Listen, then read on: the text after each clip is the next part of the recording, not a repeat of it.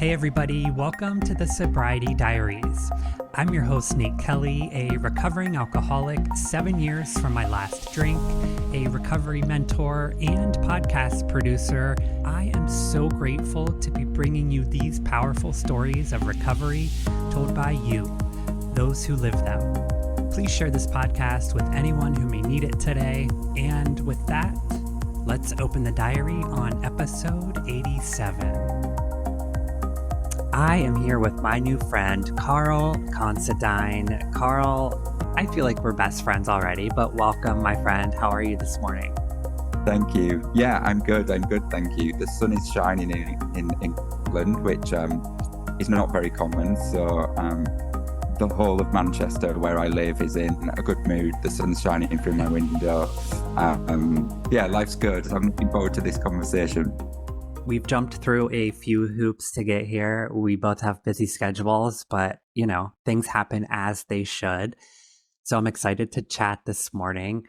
Karl is the host of the What Next podcast. And I want to start with the podcast because I'm very impressed. And as a fairly new podcaster, and I think you have 5 episodes out now, and I will link everything in today's show notes appropriately. But I have to say, I was so impressed with the audio quality and the production of things and your interview style. And you're so sensitive and empathetic with the guest. And I'm very impressed with the podcast. Highly recommended. So let's start there. Tell me where the Thank sort of you. motivation for the podcast came from and what that journey has been like. Thank you. Thank you for saying that. I appreciate it.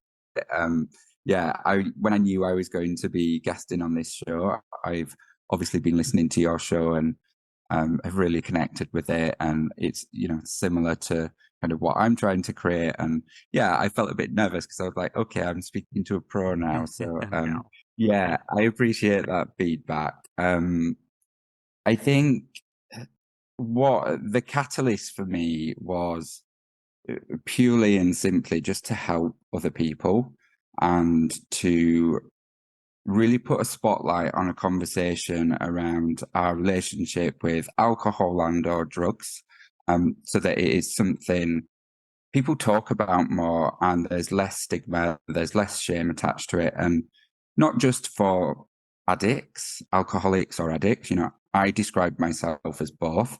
I had a problem with booze and I had a problem with cocaine.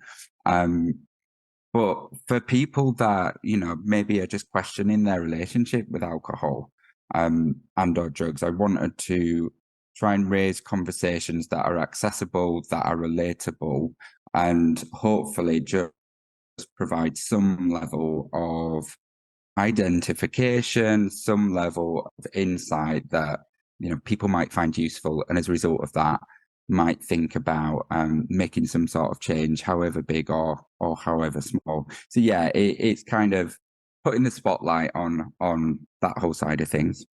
With the intention to inspire change, which I saw in your show notes. And I think that's a great way to describe it. And the relatable, you mentioned being relatable. And I think that is probably one of the most important things. We want listeners to hear a little bit of themselves, right? And to be able to identify what the similarities and not the differences. And perhaps, whatever they may hear, it could be the smallest aspect to someone's story or something that the guest on the podcast could be a fleeting moment in something that they say that they never thought would actually be the catalyst to inspire that change in someone. But I love that you said relatability because I think that's so important. Yeah. And I'll be honest, Nate, for a long time when I was in my addiction, I thought I was unique. I thought that only I had my problem and that if you'd had my life and if you lived through what I'd lived through and you don't know what goes on inside my head, it was ego talking. It was my way of creating excuses to not change. Right. It was my way of excusing the way that I was living. And I see that now, but obviously didn't see it then. And I didn't think anyone else was like me. And then in early sobriety, I started to go to fellowship meetings. And I remember going to my very first meeting and hearing people share. And every person, it was like they were talking about me. And it was like they'd been inside my head. They understood my thoughts. They were talking about my experiences. And that's really stuck with me. The power of people sharing and people's stories. That's where you make a change, right? Because I had a couple of attempts at getting sober where I sought help from professional services and kind of medical services, etc. And I struggled back then. I did eventually get help through treatment and through fellowship, but for a long time I struggled with people in a professional role offering me help and advice because I would often just bat that off. I would reject it because my own narrative was, oh, well, you don't understand me and you're not an alcoholic, so you don't understand it.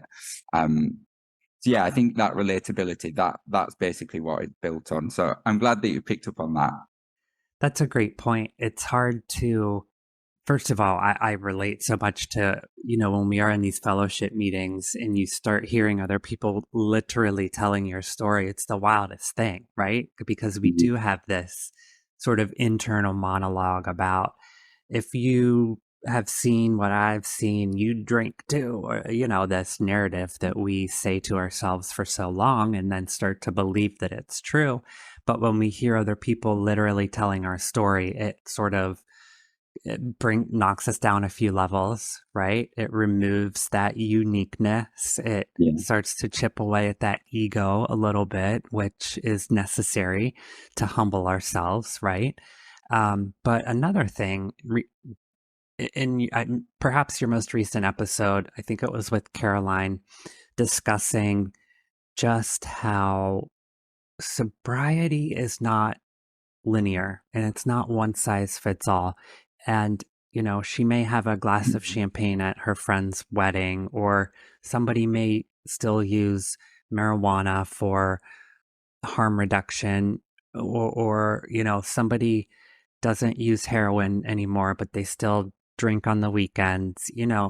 Sobriety is, I think, a state of mind, first of all, and it Mm. is a way for us to live a better life. And if we are making progress and we are not partaking in the things that used to cripple us or ruin our lives, or it's not linear and it can look different for each person. So I love that Caroline brought that up, and this idea that sobriety is one size fits all is just ridiculous to me. And part of Mm. what I like to use my platform is to bring awareness to that. So I guess I'm asking for your thoughts on sort of this linear idea of sobriety, or how you sort of highlight that with your guests on the show. Yeah, let's start there. Yeah.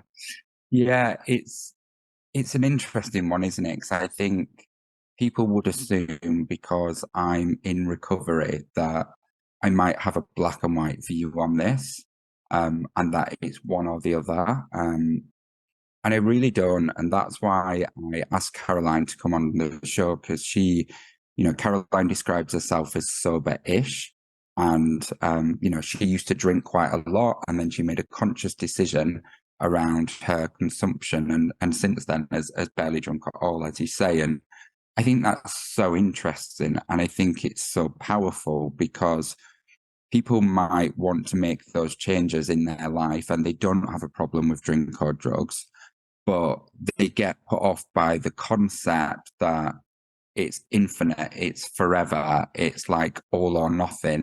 And I just think as humans, like psychologically, the moment something becomes all or nothing, it's really easy to just disengage in that.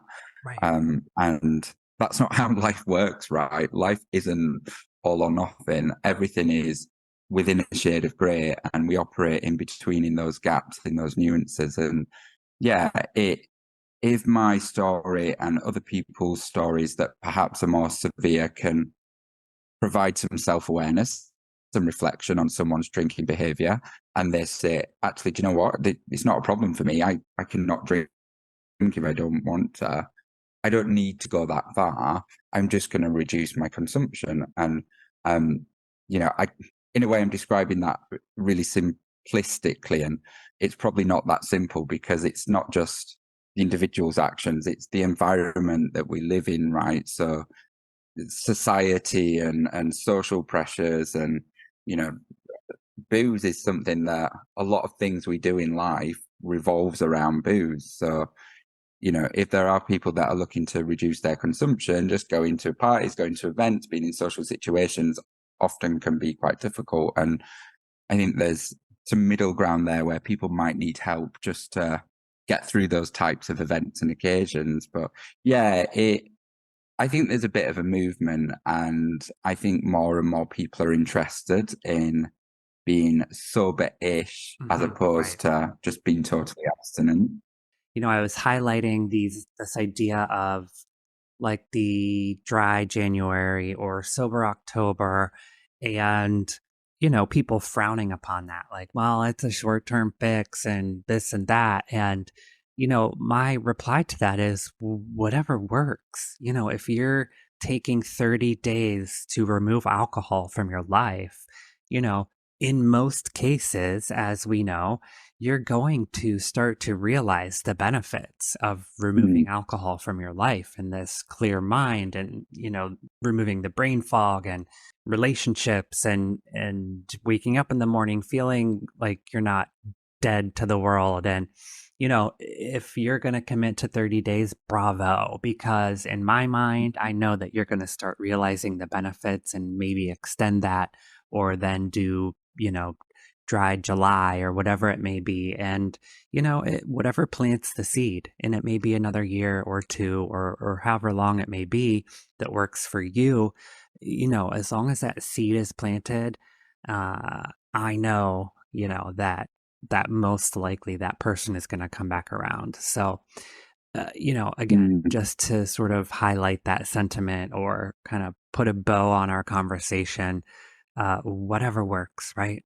Yeah, totally, totally. And you know what else I think people get as a result of it? Not just It's not just the realizations that, oh, I don't have a hangover or I save a bit of money and I've got more time. There are the really obvious things, right?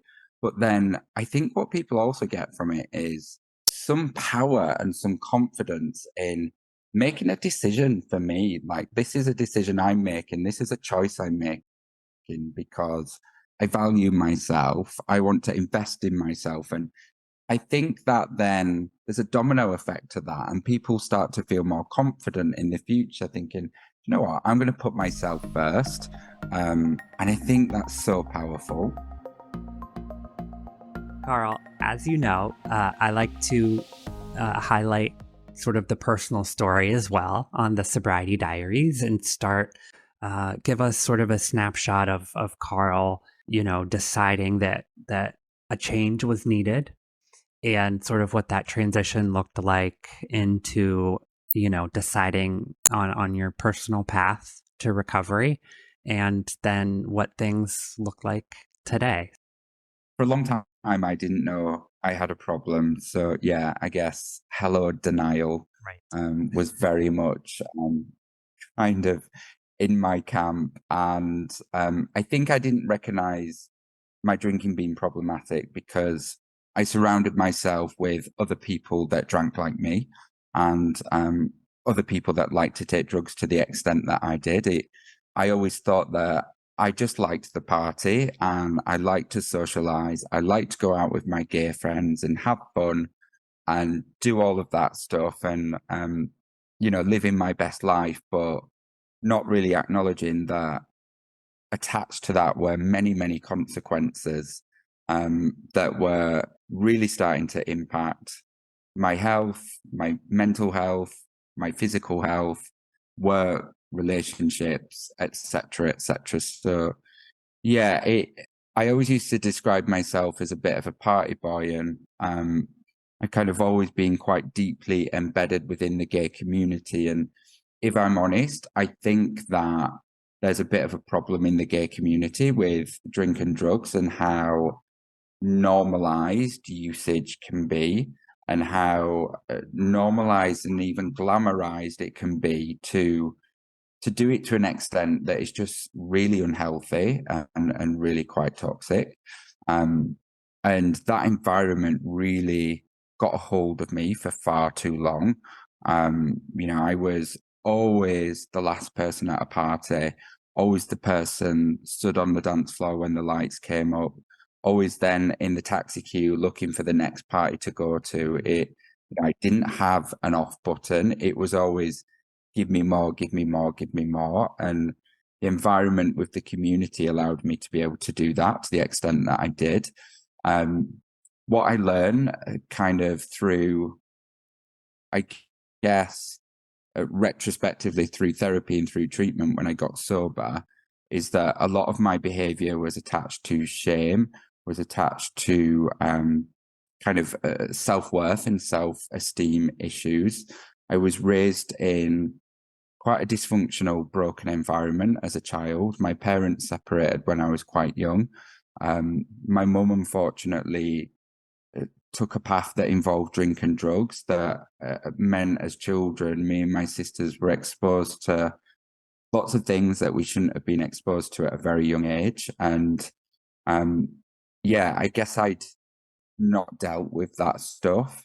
And to an extent, I was seeking oblivion to numb that pain, to not want to deal with and address some of those experiences. And when I went into treatment, I had to lift the lid and I had to talk about those things and I had to deal with them and I had to let go of the past. And that's been the thing that has been, I guess, the kind of life-changing element for me. So my last few years of addiction, I've talked about me kind of being a party boy. My last few years of addiction were me just in my apartment, drinking and taking drugs alone and completely isolated. So not being a party boy, not out socializing, having fun, sat in my 1-bedroom apartment, making trips to the shop to buy alcohol at all times of day to, go out and meet my drug dealer, and just sat there doing that, crying, sat there doing that, feeling suicidal. And it got really bad. And there were a couple of things that kind of triggered and I guess brought around change for me. One was a friend of mine who called me and she basically said, look, I'm waiting for the police to ring to say that you're dead. And, that's really brutal, right? But that's where, based on what she was observing, based on what she was seeing in me, she was genuinely dreading a phone call to say that I wasn't here anymore because of my drink and drug use. And then in quite close succession to that, I'd been to the doctor and it was the first time that I'd been honest about my usage. And I'd been honest because I was quite worried. My eyes were quite yellow and my stomach was quite swollen and I was having some kind of physical responses that I'd not experienced before. And they took some bloods, and when the doctors rang me, they got an alcohol nurse to ring me with the results. And she said, based on your blood count, based on what I'm seeing in your blood, you're going to die very young if you keep drinking the way that you're drinking. And I was 36 at the time. I think it was a funny one, Nate, because I was so depressed at the time, I wanted to die. And every time I went on a binge, I would pray that I wouldn't wake up. But then, kind of ironically, or for want of a better expression, someone telling me that I was going to die, I suddenly didn't want to. It was like, oh shit, I've got to do something about this. I can't put my family through this. I can't put myself through this. So that was the catalyst for me being referred to treatment and, getting some professional help. So I attended what we call, I don't know if you have this in the States, but it's called community rehab. So you go in the day, but in the evening you go back home. And when you go back the next morning, every day you get tested to make sure that you're still sober and that you're clean. But you do the same work that you do in rehab. And I did that for 3 months at the start of my sobriety journey. And yeah, through that, met other sober people, got into the fellowship, and things just kind of continued from there, really. We call that outpatient. So it would be inpatient, is where you are housed in a facility for typically 30 days, or outpatient, where you do exactly what you described in community. That's interesting. What I saw when I was talking about the community, I saw that you was nodding, so I guess I was getting that you were maybe had some similar experiences, or just agreeing with that point of view. Yes, so very much about the how, toward the end of my addiction, things transitioned from being a very social, using alcohol as a, sort of event thing where it was always, tied to being social, to transitioning to this very dark, very sort of necessity drinking, where it was just wake up in the morning, check your inventory of booze, make sure, I have enough for the day, and do the same thing over and over. But it turned to this very dark, isolated, very non social, disgusting thing.